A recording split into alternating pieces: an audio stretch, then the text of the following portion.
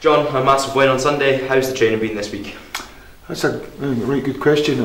We gave them Monday off. Obviously, I think one or two of them had one or two drinks, entitled to do so. No embarrassment in that. You go and celebrate. Brought them in Tuesday and Wednesday. Usually got a Wednesday, and the training on Tuesday and Wednesday was electric. They must have been still training on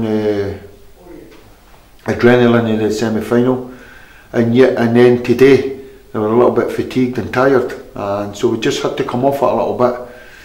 We may have to reschedule our training programme for tomorrow before we travel, but the preparation for Stranraer is in place. 6-hour journey. You know, we're going to take an hour's pit stop just to stretch our legs and refuel.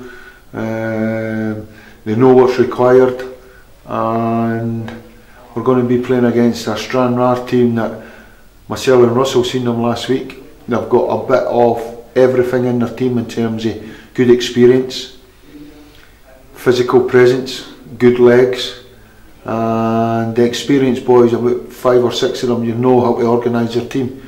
They've got 2 strikers that have scored over 40 goals between them, and I don't believe that I know for a fact that Stranraer is not the biggest venue in the world, so you know, and I've been in football long enough, eventually when you're on such a high as we were last Sunday, football's got an awful habit of giving you a low, so we have to be very guarded in our approach to the match, but make sure that we, you know, hopefully we're in the hat for the next round. Seen obviously Ross County got defeated by Stranraer earlier on in the League Cup. That's got to act as sort of a deterrent for you for not taking it as easy as you. Yep, 100%. I'll tell you right now, there's a game on, no matter what, no matter the difference of the teams and what divisions we're in, there's a game on down here. They're at home, as I say, a small venue, and if we're not 100% focused with a real professional attitude and a real desire to go and win the football match, then you know we'll come unstuck. So hopefully, you know, I'm confident in the character and the people that are in that dressing room that won't be the case, and hopefully we can go down there and put the effort in and make sure we're into the next round. I'll say that, and it's a motto at the club right now. You know, we all signed up to that after the Kilmarnock match. Anything we're going to get in a game, we're prepared to put a shift in, and if that means fundamentally winning your one-on-one battles, winning your headers, your tackles, and you know, helping each other and really grafting, and that's what we'll do first and foremost. The rest comes after, and if we do that down at Stranraer, then we might have a bit much for them. If no, then there's a game on. The final's still over a month away. If ever the players needed an incentive to keep playing well, that's it there, isn't it, to get in the team for the final? Yeah, 100%. If it was myself, I'd be looking and say there's a cup final coming up. We all want to be paraded, you know, in the first 11 in the cup final.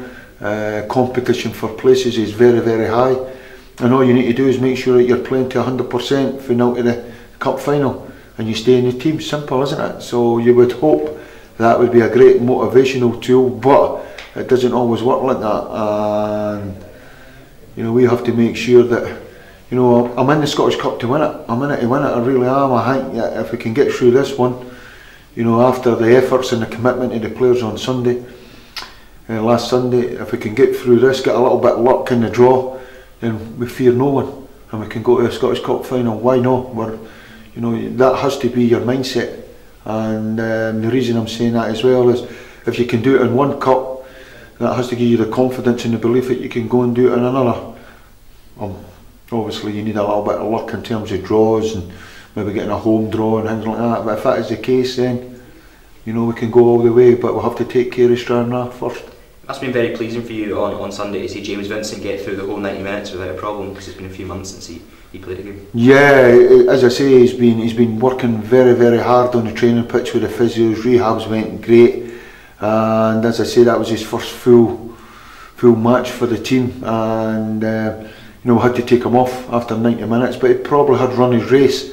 We just have to shuffle with pack, and as I say, as a coach or a manager and the coaching staff, you know, we were working overtime in that dugout, you know, to try and make sure that we had a team shape, who could play where, and we're grateful and thankful that the preparation we put into the penalties You know, we're meticulous in our preparation into the penalties, and we were grateful and thankful that when extra time was up, we still had four penalty takers out of the 5 were still on the pitch, and Nick Ross was to take the 6th one, and he went on as a substitute. So it was just a case of showing them that's the lineup, go and do your business, don't change your mind.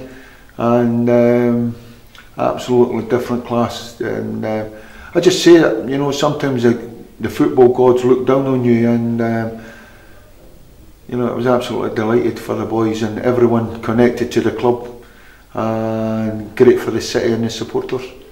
Could we expect to see Richie Foran play a part on Saturday?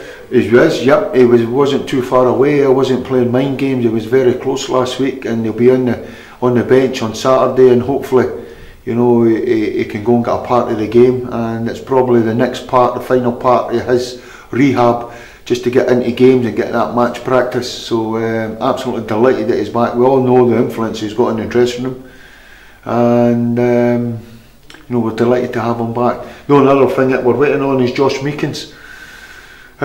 Hopefully, you know, that decision will come in the afternoon, and we're hopeful that it will be overturned and he's available for the cup final.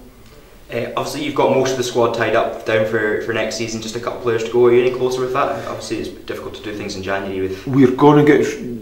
You are actually... Have you been in my office reading my paperwork? No. Are you sure? Not bothered me. Because it's actually right on the top of the agenda, I have to say that. We need to get through, we've been busy period and we're coming up for a busy month. But between me and Russell, now at Russell's, there's a real good chance to assess. It's at the top of the agenda. Let's get through Saturday, and we're talking about Drapes, James Vincent, Connor Pepper, Ben Greenhall, and let's go, if we can get that business done, then let's see if we can do it, be it aye or no. But I think it's only fair that to these guys that they get an understanding of where we want to go with the club, and we aim as players and want to be part of it. I guess Sunday is just another incentive for them to sign a new contract. Yeah, certainly. I might use that one. If you don't sign it, you're not getting a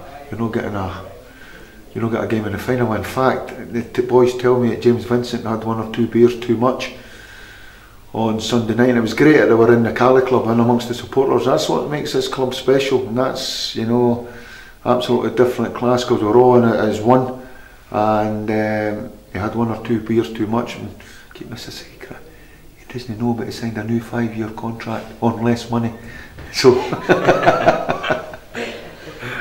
but as I say, we just roll on, and you know, hopefully we can get through Saturday, get our business done, and just keep moving it forward all the time. Spot on, John. Thank you very much. Cheers.